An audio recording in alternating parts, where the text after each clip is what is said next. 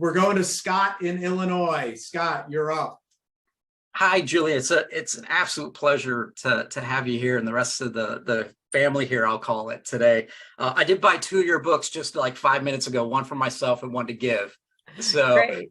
I was going to ask a totally technical question because I know you follow a lot of technology stuff, but I'm very passionate about leadership and development, and that's my wheelhouse. And as a retired military officer who ran an Air Force base, I had an incredible vice commander for a year, and she and I would spend hours about how we are seeing this change from transactional leadership to more of a transformational leadership, where we need to provide the skills and training and education more in, and I hate this term, soft skills, but more on the harder life skills is what I would like to call them. And she and I have both been certified in Brene Brown's Dare to Lead and Talent Smart's emotional intelligence courses. And so we would just go out as leaders and train as many airmen as we could.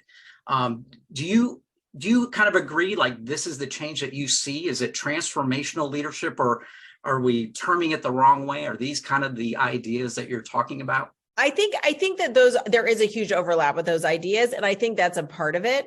But I also think it's this idea that everyone should lead in the way that's most authentic to them, and so I think transformational leadership is this sort of overall big picture, description of what you've been trained in. But I think what's most important is for leaders, especially leaders who don't fit themselves into a box, to take their own unique skills and traits and think about them as their own unique advantages. Not everyone should lead in exactly the same way, right? And it's about saying, to be educated on what those skills are that Brene Brown teaches, but to understand that they need to put them into a context that's authentic to them.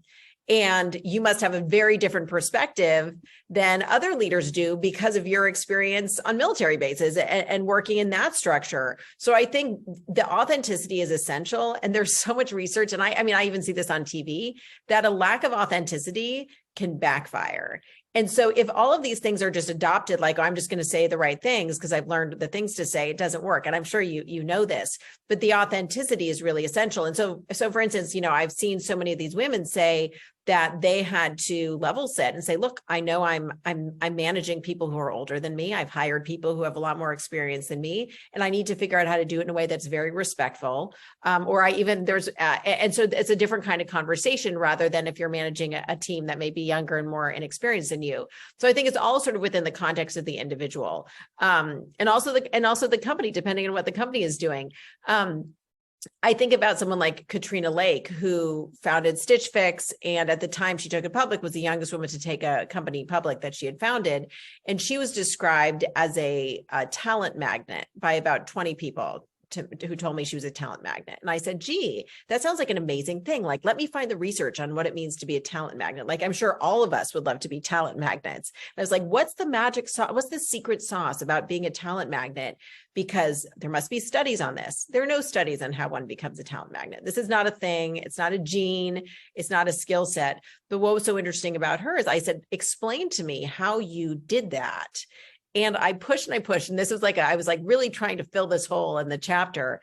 And she said, look, nobody wants to work for know-it-all. And I just was very honest that I had this great idea for business. I knew nothing about algorithms. So I cold emailed the VP of algorithms for Netflix. She ended up hiring the VP of algorithms for Netflix when Stitch Fix was a tiny company, not by following any playbook, but just by being very authentic to herself. This is what I know. This is the business. This is why I understand this business. This is what I do not know. She ended up also hiring the COO of Walmart.com. So I think it's understanding these new leadership styles that are being celebrated, like what you're learning from Brene Brown, but also figuring out how to make it authentic within your own personal experience. And I think transparency is a key part of that.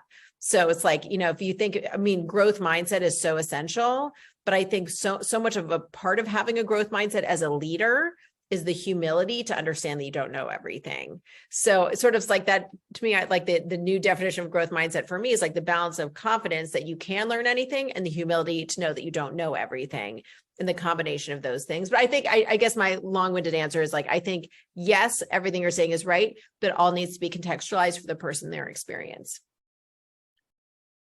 Thank you.